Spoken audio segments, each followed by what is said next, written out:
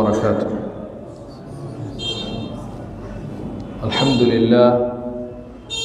لله رب العالمين، والصلاة والسلام على أشرف الأنبياء والمرسلين نبينا محمد وعلى آله وصحبه ومن تبعهم بإحسان إلى يوم الدين، أما بعد.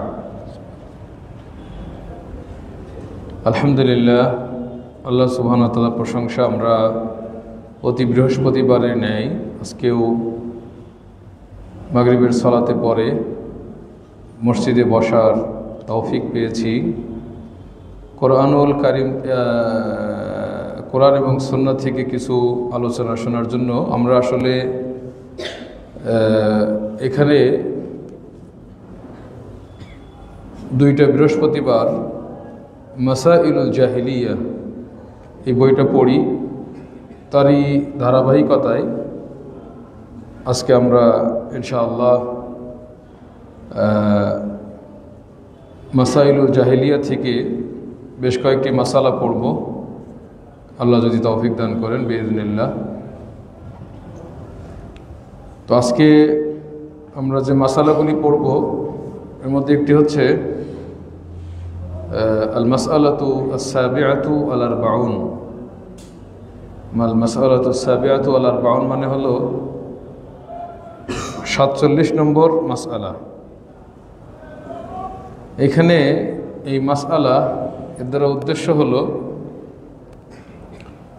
এই বৈশিষ্ট্যটা বা এই বিষয়টা জাহিলি যুগে যে সমস্ত জাহেল ছিল, কাফের, মুশরিক, ইহুদ, তাদের ভিতরে এই বৈশিষ্ট্যটা ছিল। এটা আমাদেরকে জানতে হবে এজন্য, যাতে করে আমরা যারা মুমিন তারা ওই বৈশিষ্ট্য নিজেদের মধ্যে ধারণ করে কাফের না হয়ে যায়। তো এখানে তাদের যে বৈশিষ্ট্যটা ছিল সেটা হলো কুফরুহুম বিনিআমিল্লাহ। কুফরুহুম বিনিআমিল্লাহ অর্থাৎ আল্লাহ সুবহানাহু ওয়া তাআলার যে অসংখ্য অগণিত নিয়ামত রয়েছে আমাদের উপর। আল্লাহ আমাদেরকে অনেক নিয়ামত দিয়েছেন। তো জাহিলি যুগের কাফেররা, মুশরিকরা, তারা আল্লাহর এই নিয়ামতকে অস্বীকার করত, আল্লাহর এই নিয়ামতকে স্বীকার করত না। এটা হলো মূল মাসআলা। এখন আমাদেরকে জানতে হবে এটার দলিল কি, যে জাহিলি যুগের কাফিররা, মুশরিকরা, ইহুদিরা, খ্রিস্টানরা, ওই সময় যারা মুশরিক ছিল, কাফির ছিল, তারা যে আল্লাহর নিয়ামতকে অস্বীকার করত, এটা কিভাবে বা তার দলিল কি, এবং আমাদের এই উম্মতের মধ্যে এই বৈশিষ্ট্যটা আছে কিনা, মুমিনদের মধ্যে বা যারা নিজেদেরকে মুসলিম দাবি করে তাদের মধ্যে এটা আছে কিনা। এখানে ফজিলাতুশ শেখ আল আল্লামা মুজাদ্দিদ শেখুল ইসলাম মুহাম্মদ বিন আব্দুল ওয়াহাব রাহিমাহুল্লাহ তিনি বলছেন, ইযাফাতু নিআমিল্লাহ ইলা গায়রিহি, অর্থাৎ জাহিলি যুগের জাহেলরা তারা আল্লাহর নিয়ামতকে অন্যের দিকে সম্পৃক্ত করত। আল্লাহর নিয়ামতকে আল্লাহর দিকে সম্পৃক্ত না করে অন্যের দিকে সম্পৃক্ত করত। কাকৌলিহি, যেমন আল্লাহ সুবহানাহু ওয়া তাআলার বাণী, এটা দলিল দিচ্ছেন যে তারা যেটা করত তার দলিল কি, ইয়ারিফুনা নি'মাতাল্লাহ, তারা আল্লাহর নিয়ামত বুঝতে পারতো যে এটা আল্লাহর নিয়ামত, এটা আল্লাহই দিয়েছেন। তারা এটা মন থেকে জানতো, বুঝতো যে যে নিয়ামতগুলি তাদের উপরে এসেছে এটা আল্লাহর পক্ষ থেকে। ইয়ারিফুনা নি'মাতাল্লাহ সুম্মা ইউনকিরুনাহা, তারপরে তারা আবার ওই নিয়ামতটাকে কি করত, অস্বীকার করত। তারা এই নিয়ামতটাকে অস্বীকার করত। কিভাবে? তারা এটাকে মানতো না যে এটা আল্লাহর নিয়ামত, এটা আল্লাহর নিয়ামত, এটা তারা মেনে নিত না। অথবা এটাকে তারা অন্যের দিকে সম্পৃক্ত করত। এই আয়াতের ব্যাখ্যায় মুফাসসিররা দুইটা অর্থ বলেছেন। একটা হলো ইয়ারিফুনা নিয়ামাতাল্লাহ, তারা আল্লাহর নিয়ামতকে জানত, অর্থাৎ তারা আল্লাহর রাসূলকে চিনত। ইহুদিরা, খ্রিস্টানরা আল্লাহ রসুলকে চিনত। আর আল্লাহ রসুল কি নিয়ামত না? আল্লাহ রসুল সাল্লাল্লাহু আলাইহি সাল্লাম কি নিয়ামত না? নিয়ামত না? নিয়ামত, অনেক বড় নিয়ামত এই উম্মতের জন্য। আল্লাহ সুবহানাহু ওয়া তাআলা তাকে গোটা বিশ্ববাসীর জন্য রহমত স্বরূপ পাঠিয়েছিলেন। রহমত কত বড় নিয়ামত! তো ইহুদিরা, খ্রিস্টানরা এবং অন্যান্য মুশরিকরা তারা বুঝতো যে ইনি সত্য রসুল, তাতে কোনো সন্দেহ নেই। তারা জানতো, এমনকি কোরআনের আয়াতে বলা হয়েছে নিজের সন্তানদের মতো বুঝতো। যেমন তারা নিজের সন্তানকে চিনত, রসুলকেও চিনত। তারপরে তারা এটাকে অস্বীকার করত, এটাকে মানত না। ইয়ারিফুনা নি'মাতাল্লাহ সুম্মা ইউনকিরুনাহা, এটার নমুনা আমাদের বর্তমানেও কিন্তু আছে। এই অর্থটা যদি আমরা নেই আয়াতের, এটার নমুনা আমাদের বর্তমানে এই উম্মতের মধ্যে আছে। কিভাবে? যখন উম্মতের মধ্যে কোনো একজন সঠিক দায়ী ইলাল্লাহ, আল্লাহর সন্তুষ্টির জন্য যখন কোনো ব্যক্তি উম্মতকে শিরিক সম্পর্কে সতর্ক করে যে এই কাজগুলি শিরিক, এটা আপনারা করবেন না, এই কাজগুলি করলে আপনাদের ঈমান থাকবে না, এটা বিদআহ, এই কাজগুলি আপনারা করবেন না। যখন কোনো উম্মতের মধ্যে এরকম দায়ী তৈরি হয়, আল্লাহ তৈরি করেন, কোরআন এবং সুন্নাহর প্রচার প্রসার করেন, তখন একদল লোক আছে তারা বুঝতে পারে যে না, এই আলেম সঠিক কথা বলতেছেন, ইনি সঠিক, তারা অন্তর থেকে বুঝতে পারে। তারপরেও তারা সেটাকে ধামা চাপা দেয়, অস্বীকার করে, তাকে অমান্য করে। এবং এই যে নিয়ামত, এটাকে তারা মেনে নেয় না। যেমন ঘটেছে শাইখুল ইসলাম আল মুজাদ্দিদ মুহাম্মদ ইবনে আব্দুল ওয়াহ্হাব রাহিমাহুল্লাহ, সুবহানাল্লাহ, তিনি কোরআন এবং সহিহ হাদিসের আলোকে মানুষের ভেতরে ইসলামী চেতনা উজ্জীবিত করার প্রয়াস চালিয়েছিলেন। তিনি অনেক ত্যাগ স্বীকার করেছেন, কষ্ট করেছেন। নিজস্ব কোনো কথা না, কোরআনের এবং হাদিসের সঠিক বুঝ, সঠিক কথা মানুষের মাঝে উনি তুলে ধরতেন। এইটাকে একদল, ঠিক যেভাবে ইহুদি খ্রিস্টানদের স্বভাব, ওইভাবে এই উম্মতের মধ্যে নিজেদেরকে আহলুস সুন্নাহ দাবি করে, নিজেদেরকে সুন্নি দাবি করে, নিজেদেরকে হকপন্থী দাবি করে, এরকম একদল লোক তার সেই দাওয়াতকে প্রত্যাখ্যান করে এবং তাকে কাফের বলতে লাগলো, তাকে পথভ্রষ্ট বলতে লাগলো। এমনকি এখনো পর্যন্ত যারা কোরআন এবং সহিহ হাদিসের কথা বলে, তাদেরকে এখনো একদল লোক, তারা জানে, বোঝে যেটা সত্য দিন, তা সত্ত্বেও তাকে ওয়াহাবি বলে গালি দেয়। তারা জানে যেটা সত্য, এই শায়েখ সত্য কথা বলতেছেন, কিন্তু এই সত্য কথা যদি উনি সমাজের মধ্যে প্রচার করেন, দেখা যাবে যে অনেকের শিরিকের ব্যবসা বন্ধ হয়ে যাবে, অনেকের বিদাতের ব্যবসা বন্ধ হয়ে যাবে। তারা বুঝে শুনে, এই যে একটা নিয়ামত, একজন আলেম কিন্তু একটা নিয়ামত, কারণ রসুলগণ যেমন নিয়ামত ছিলেন, ঠিক ওয়ারাসাতুল আম্বিয়া, তারাও আল্লাহর পক্ষ থেকে নিয়ামা। আপনার একটা ছেলে যদি কোরআন এবং সহিহ হাদিসের সঠিক আলেম হয়, এটা উম্মতের জন্য বড় নিয়ামত। তো এটাকে জেনে বুঝে যারা অস্বীকার করে, তাদের মধ্যে কি ওই জাহেলি যুগের বৈশিষ্ট্যটাও কিন্তু বিদ্যমান।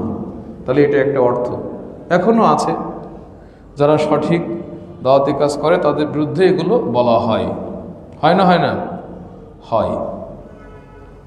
দ্বিতীয় অর্থ হলো এই আয়াতের, যে আল্লাহ আমাদেরকে যে নিয়ামত দিয়েছেন, যেমন আল্লাহ আমাদেরকে অনেক, যে আমাদের কৃষক ভাইয়েরা মাঠে ধান রোপণ করে, তাই না? তো মাশাআল্লাহ, কোনো বছর অনেক ভালো ফলন হয়, যেটাকে পত্রিকার ভাষায় বলে বাম্পার ফলন। তারপরে অনেক সময় আমের ভালো ফলন হয়, বিভিন্ন শস্যের, বিভিন্ন ক্ষেত খামারে কৃষকদের অনেক ফসলের উন্নতি হয়। এটা একজন মুমিন হিসেবে সকলে কিন্তু জানে যে এই যে ফসলের নিয়ামতটা, এটা কার পক্ষ থেকে? আল্লাহর পক্ষ থেকে। এটা আল্লাহ দিয়েছেন, এটা আমরা জানি না। কে দেন এগুলো? আল্লাহ দেন। আম ভালো হয়, ফসল ভালো হয়, বিভিন্ন কিছুতে বরকত। তারপরে ব্যবসায়ী যারা আছেন তাদের ব্যবসায় বরকত হয়। হোটেল যারা দিয়েছেন হোটেলে বরকত হয়। আল্লাহ দেন এগুলো নিয়ামত। কে দেন? আল্লাহ দেন। কিন্তু তারা এগুলো জানে, বোঝে যে আল্লাহ ছাড়া এগুলো দেওয়ার কোনো ক্ষমতা কারো নাই। তারপরে এটা জেনে বুঝে তারা সেটাকে অস্বীকার করে। কিভাবে? তারা এটাকে অন্যের দিকে সম্পৃক্ত করে, অন্যের দিকে বলে যে অন্য লোকের কারণে এটা হয়েছে বা অন্য দিয়েছে। যেমন আমাদের দেশে আমাদের সাবেক প্রধানমন্ত্রী শেখ হাসিনা, উনি একবার বলেছিলেন যে এই মা দুর্গা গজে চড়ে এসেছেন, তাই ফসল ভালো হয়েছে, তাই না? অথচ ফসল কি ওই মা দুর্গা দেয়? কে দেয়? আল্লাহ। তো এই যে একটা কুফরি কথা, নিয়ামত দিলেন আল্লাহ আর নিসবত করতেছে কার দিকে? মা দুর্গার দিকে। ইন্না লিল্লাহি ওয়া ইন্না ইলাইহি রাজিউন। হ্যাঁ, তারপরে আবার আমরা যদি দেখি যে আমাদের অনেক আলেম ওলামা, নামধারী বেশধারী, তারা বলছেন যে শেখ ফরিদ, শেখ হাসিনা কি বলছে? মা দুর্গার কথা।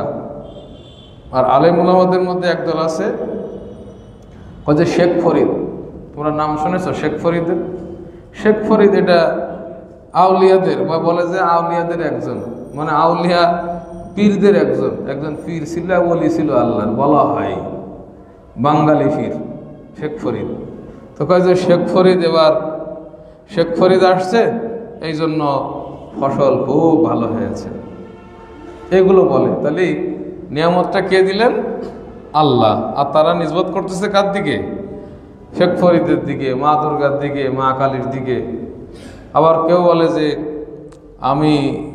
আমার ব্যবসায় এত বরকত,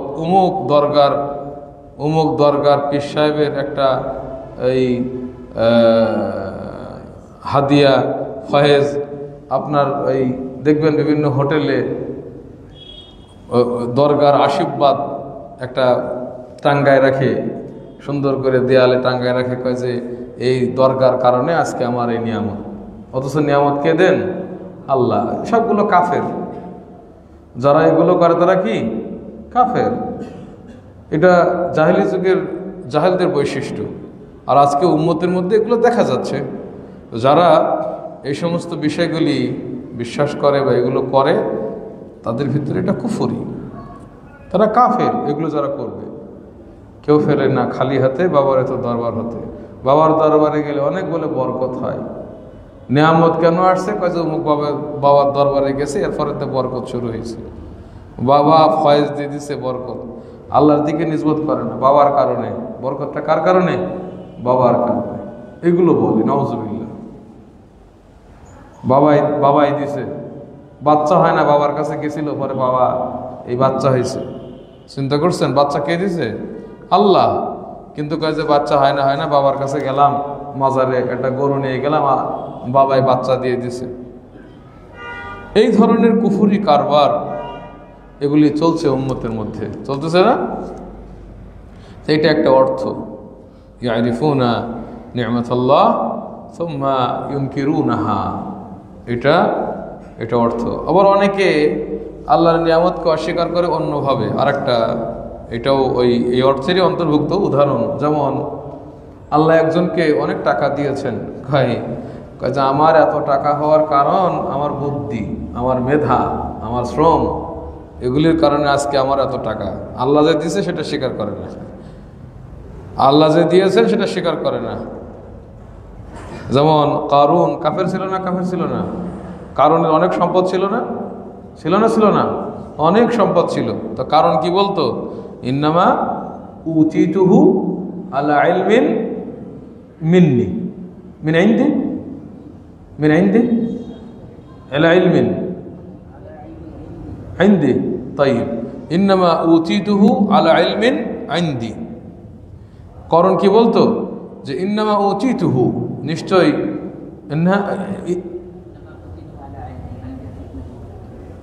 ইন্নামা উতিতুহু আলা ইলমিন ইনদি ইন্নামা উতিতুহু আলা ইলমিন ইনদি। এটা হলো আয়া, এটা সূরা কাসাস। ইন্নামা উতিতুহু আলা ইলমিন ইনদি। কারণ বলতো কি যে আমাকে এই যে নিয়ামত দেওয়া হয়েছে বা আমি নিয়ামত প্রাপ্ত হয়েছি, এই নিয়ামত আমি প্রাপ্ত হয়েছি কেন? আমার জ্ঞানের কারণে। আমার অনেক জ্ঞান, আমি এগুলো জমা করেছি আমার অভিজ্ঞতা দিয়ে, আমার দক্ষতা দিয়ে, আমার উপার্জন দিয়ে। আল্লাহ নিয়ামতকে অস্বীকার করে। এরকম কারণ ছাড়াও বর্তমানে অনেক শয়তান আছে এরকম, আল্লাহ নিয়ামত দিয়েছেন কিন্তু বলে যে আমার দক্ষতার কারণে, আমার যোগ্যতার কারণে। বেটা তোমার সাথে কত লোকের দক্ষতা বেশি আছে, যোগ্যতা বেশি আছে, কিন্তু না খেয়ে ঘুরে বেড়াচ্ছে, আছে না নাই? আছে। তো এই জন্য এই নিয়ামত এটা আল্লাহ সুবহানাহু ওয়া তাআলা দেন, কিন্তু অনেকে এটা অস্বীকার করে। আল্লাহ নিয়ামত জানে যে আল্লাহ দিয়েছেন, বোঝে, তারপরেও নিজে বাহাদুরি দেখায়। এটা কাদের বৈশিষ্ট্য? এটা জাহেলি যুগের জাহেলদের বৈশিষ্ট্য। আল্লাহুল মুস্তাআন।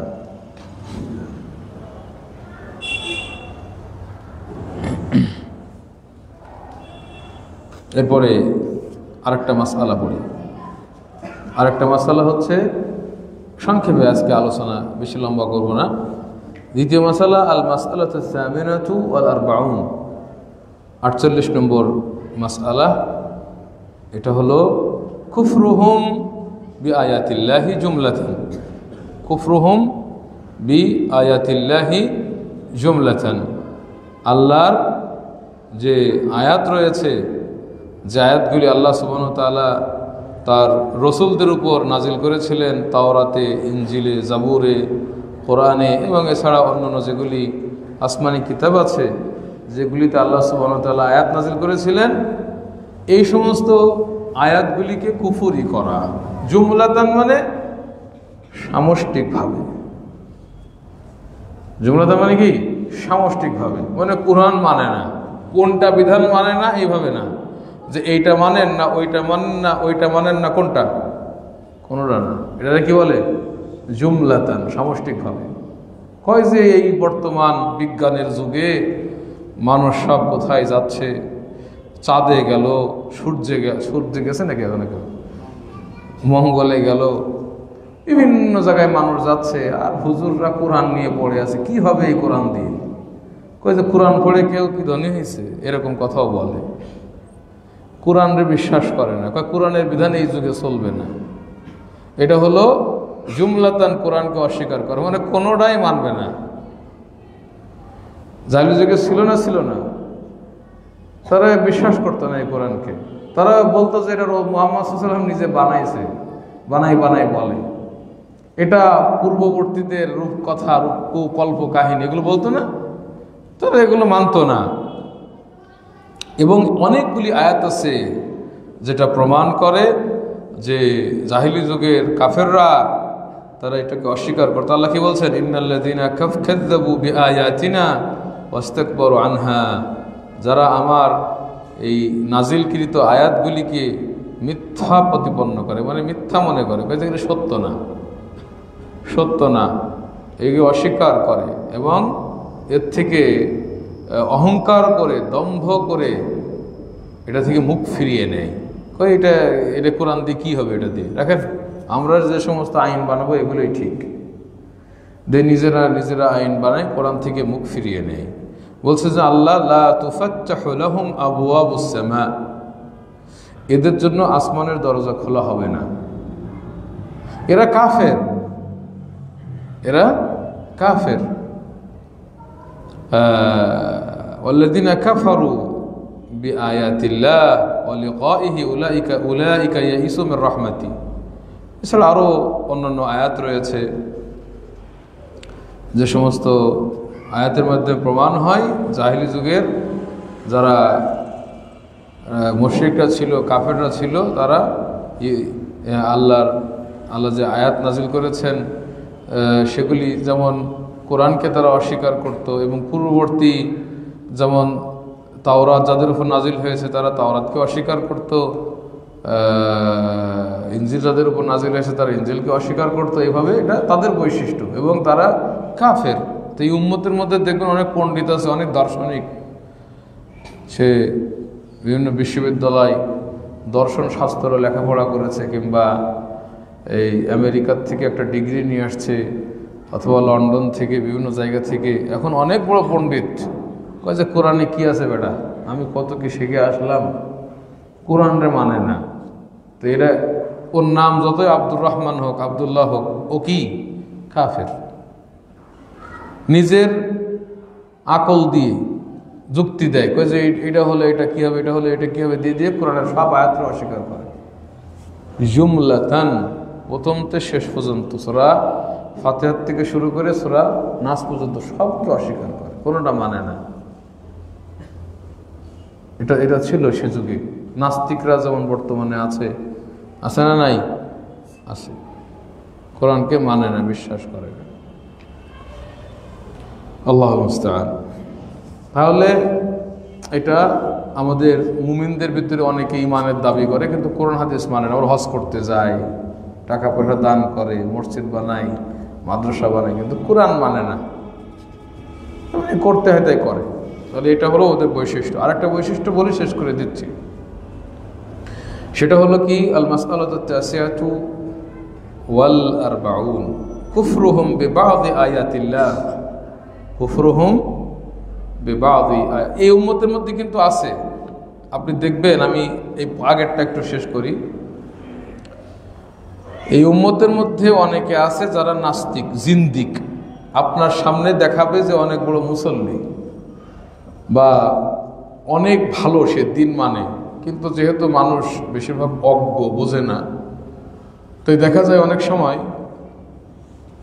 ওই যে বয়াতি গ্রুপ আছে না, বয়াতি গ্রুপ ইত্যাদি, ওরা অনেক সময় অপব্যাখ্যা ইত্যাদি দিবে, কয় যে এগুলো কোরআন, এগুলো সত্য না। এই উম্মতের মধ্যে আরেকটা দল আছে যারা কোরআনকে জুমলা অস্বীকার করে, বাদু শিয়া, বাদু শিয়া, তারা এই কোরআন মানে না, তাদের আলাদা কোরআন আছে, এটা ভুল তাদের নিকটে। তো যাই হোক, আছে এরকম উম্মতের মধ্যে কিছু শয়তান যারা কোরআনকে মানে না, এই উম্মতের ভিতরে আছে জুমলাতান। আচ্ছা, এরপরে যেটা আমরা 48 পরে 49 নম্বর মাসআলা, কুফরুহুম বিবাদি আয়াতিল্লাহ, কুফরুহুম বিবাদি আয়াতিল্লাহ, আল্লাহর কিছু আয়াতকে অস্বীকার করা। এটাও কিন্তু কাদের বৈশিষ্ট্য? হ্যাঁ, কুফরুহুম বিবাদি আয়াতিল্লাহ জাহিলি যুগে জাহেলদের বৈশিষ্ট্য। হাদাল আখ মাশাআল্লাহ আলাইহি يستمع إلى الدرس ويأتيه النعاس، يأتيه النعاس، هذا خير، وهو يصبر ما شاء الله، يصبر على ما يتلقى من المصائب ومن الشدائد في تحصيل العلم، فأشكره على ما يتحمل من المشاق، فهو خير بكثير من بعض الطلاب الذين لا يجلسون وإنما يذهبون يتحدثون مع الزملاء، ليس عندهم شغل، يأكلون ويتحدثون بما لا ينفعهم يعني أو يلعبون. هذا ما شاء الله عليه، هذا يؤجر ولا ما يؤجر؟ يؤجر، وربما يغفر له. وأنا أيضا أرجو الله أن سبحانه وتعالى يغفر لي ذنوبي بهذا العمل إن شاء الله، والزملاء والتلاميذ الذين يستمعون إلى هذا الدرس إن شاء الله আল্লাহ ইয়াগফিরু লাহুম لأن هذا من الخير ومن العبادة صح ولا لا؟ الحمد لله طيب তাহলে কুফরুহুম বিবাদি আয়াতিল্লাহ, আল্লাহর কিছু আয়াতকে তারা কি করে? অস্বীকার করে। এটা জাহিলি যুগের বৈশিষ্ট্য ছিল। যেমন আল্লাহ কোরআনে কি বলছেন? ইহুদিদের সম্পর্কে বলছেন। কাদের সম্পর্কে? ইহুদিদের সম্পর্কে। আফাতুমিনুনা বিবাদিল কিতাব ওয়া তাকফুরুনা বিবাদ, তোমরা কি কোরআনে কিতাবের কিছু অংশের উপরে ঈমান আনো আর কিছু অংশকে অমান্য করো, অস্বীকার করো? ফামা জাযাউ মা ইয়াফআলু যালিকা মিনকুম, যারা তোমাদের মধ্যে এই কাজটা করবে, কোরআনের কিছু মানবে আর কিছুকে অস্বীকার করবে, তার প্রতিদান একমাত্র এটাই, ইল্লা খিজিউন ফিল হায়াতিদ দুনিয়া, এই পার্থিব জগতে তার জন্য অনেক লাঞ্ছনা। আর কি আয়াতের শেষ কি? ফামা জাযাউ মা ইয়াফআলু যালিকা মিনকুম ইল্লা খিজিউন ফিল হায়াতিদ দুনিয়া ওয়া ইয়াউমাল কিয়ামাহ ইউরাদ্দুনা ইলা আশাদ্দিল আযাব, কিয়ামতের দিন তাদের কোথায় নিয়ে যাওয়া হবে? কঠিন আযাবের দিকে তাদেরকে নিয়ে যাওয়া হবে। তো ইহুদিরা তারা কোরআনের কিছু আয়াতকে অস্বীকার, তাদের যে বিধান ছিল তাদের উপরে তাওরাতে, সেই বিধানের কিছুকে তারা স্বীকার করতো আর কিছুকে অস্বীকার করতো। এটার অর্থটা কি? এর অর্থ হলো তাদের সুবিধা অনুযায়ী যেটা তাদের জন্য ভালো ছিল সুবিধা সেটা মানত, আর যেটা নিজেদের মন মতো হতো না অসুবিধা সেটা মানত না। যেমন মদিনাতে আওস খাজরাজ ছিল এবং অন্যান্য মুশরিকরা ছিল না মদিনাতে? ছিল। তখন এদের কাছে 3 দল ইহুদি আসলো। 3 দল ইহুদি কারা কারা? বানু নযীর, বানু কুরাইযা, বানু কাইনুকা। বানু কাইনুকা, এই 3টা দল ইহুদিদের। হ্যাঁ, এই 3টা দলের প্রত্যেকেই মদিনার 3 দলের সাথে বন্ধুত্ব করলো, চুক্তি করলো যে আমরা তোমাদের মিত্র। ওরা কে আমরা তোমাদের মিত্র, এবারে আমরা তোমাদের মিত্র। আর আওস খাজরাজ সহ ওই আরবের মুশরিকদের মধ্যে একটা দ্বন্দ্ব, যুদ্ধ লেগেই থাকতো। যুদ্ধ সবসময় যুদ্ধ করতো। তো যখন যুদ্ধ করতো, যুদ্ধে এবার কথার কথা এই ইহুদিরা আওয়াজের সাথে আছে। আওয়াজ যুদ্ধ করতেছে কার সাথে? খাজরাজের সাথে। খাজরাজের সাথে একদল ইহুদি আছে। এজন যুদ্ধ করতো, তখন এই ইহুদিরা এদের সহযোগিতা করতো, এই ইহুদিরা ওদের সহযোগিতা করতে গিয়ে মারামারির এক পর্যায়ে এই ইহুদি ওই ইহুদিকে হত্যা করতো, ওদের ইহুদি ইহুদিকে হত্যা করতো, এটা হইতো। আবার এই ইহুদি কি করতো? ইহুদিকে ঘর থেকে বের করে দিত, ওই ইহুদি এই ইহুদিকে ঘর থেকে বের করে দিত, এটা করত। অথচ আল্লাহ তাদের উপরে বিধান দিয়েছিলেন যে তোমাদের উপর এটা হারাম যে তোমরা একজন ইহুদি আর একজন ইহুদিকে হত্যা করবে না, তোমরা একজন ইহুদি আর একজন ইহুদিকে তার ঘর থেকে বিতাড়িত করবে না, এটা বিধান দিয়েছিলেন, হারাম করে দিয়েছেন এটা, যেটা করা যাবে না। ঠিক আছে।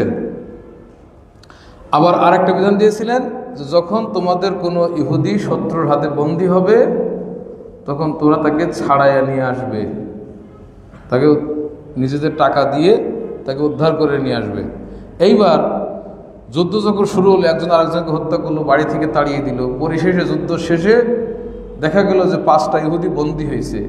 কথার কথা বানু নাজিরের 5টা ইহুদি বন্দী করে নিয়ে গেছে ওই আওসেরা। কারণ আওসদের মিত্র ছিল বানু কুরাইজা, যে খাজরাজদের বন্ধু ছিল নাজির। যুদ্ধ হয়েছে, তো বানু নাজিরের ওরা জয়লাভ করছে, এদেরকে বন্দী করে নিয়ে গেছে। পরে এবার কি করছে? ইহুদিরা এসে ওদের কাছে চলে গেছে, গিয়ে কয় যে এখন তো আল্লাহ আমাদের বিধান দিছে যে এরা মুক্তি করতে হবে। তা সবাই বা চাঁদা তোলে, যারা মারছে বাড়ি থেকে বের করছে তারাও কি চাঁদা তুলে সব জমা করে ওরা ছাড়াই নিয়ে আসে।